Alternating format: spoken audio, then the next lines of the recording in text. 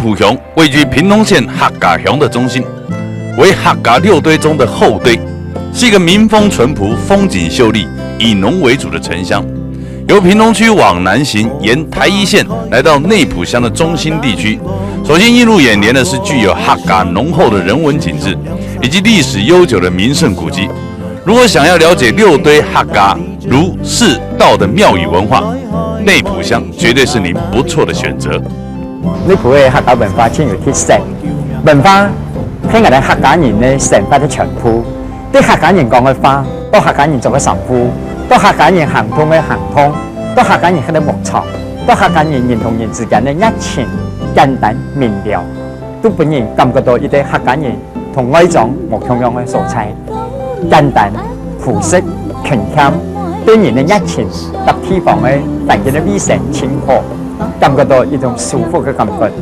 儒教、道教、佛教、神教合一齊中下，係代表我哋六堆客家人嘅信仰嘅中心。民間信仰就按嚟沉沉嘅帶到每個家庭，所以喺內埔地區、喺六堆地區，每個客家人來要創下來要拜呀，我哋青島全國來遊行，來到有神間廟嘅前面一看到啲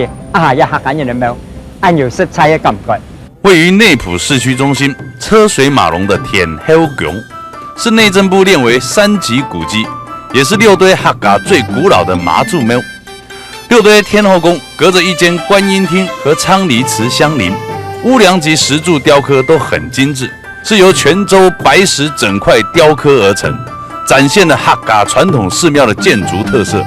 一柱一石都刻畫下腳踏實地的精神。客家人來民俗高尚，佢係時有個娛樂隊啲人，佢係設備，佢係開飛，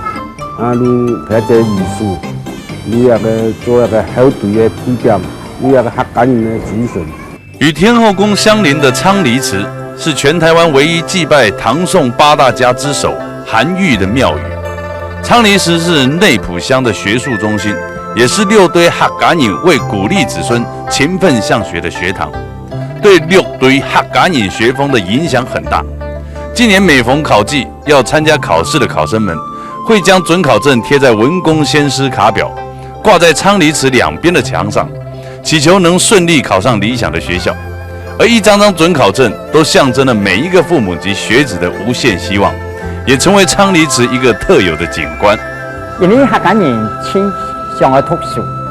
還有佢哋儒教嘅傳揚者。其實客家人就係代表儒教文化嘅傳統，小希望讀書，所以家長鼓勵子女讀書，子女也當然希望考到學堂裡，考到科技考試，所以都來也拜韓育，因為也文章寫到清楚，所以拜韓育